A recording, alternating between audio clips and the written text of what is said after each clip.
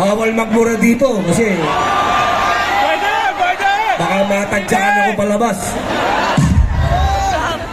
Pero sigurado ako, masamang loob ng tatay ko.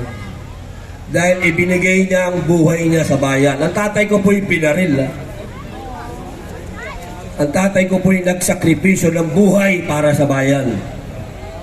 Kung makikita niya ngayon ang nangyayari sa bayan natin, na nagtutulog-tulugan yung mga politiko na dapat ay tumitindig, baka lumuluha na ng dugo yung tatay ko ngayon. Kaming mga anak niya na nawalan ng tatay dahil sa pagmamahal niya sa bayan niya, ngayon gusto kong tanungin yung tatay ko, tama ba yung ginawa mo pa? Kanina nandyan si Greco Belica nagsalita.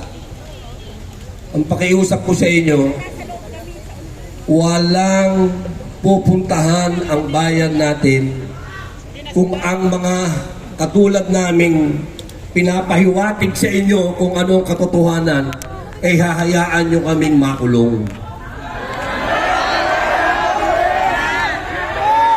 Saan pupunta ang bayang ito kung yung mga nakikipaglaban para sa katotohanan ay hahayaan yung makulong?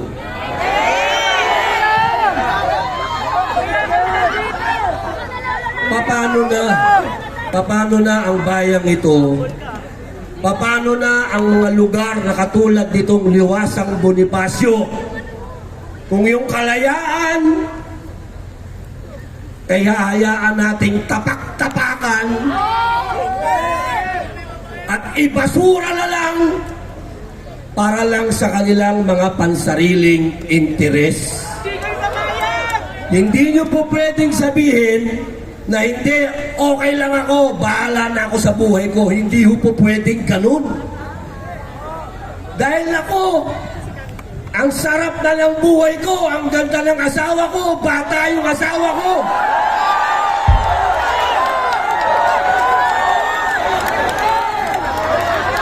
Pwede naman ako mag-artista, ang daming leading lady. Pero nagtitiis ako para sa inyo.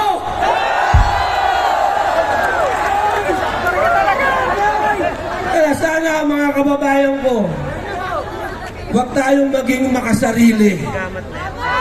Tingnan natin kung ano ang ginagawa ng Iglesia ni Cristo.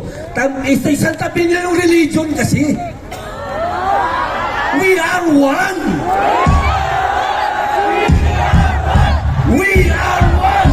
We are one! We are one! We are one! At tingnan ninyo yung mga muka ng mga namumuno sa inyo. Yung mga namumuno sa inyo, ano ba yung kanilang motibo at interes? Kapag pansariling interes, iwan nyo yan! Masushoot na naman ako. Ang katanungan na lang ngayon, kung ako bo'y isishoot dito o ipadadala ako sa Hague.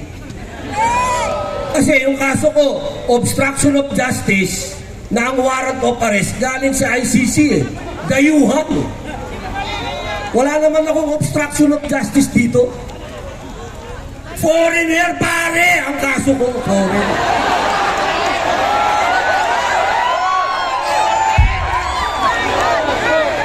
Isang malaking karangalan na rin. At least, di ba?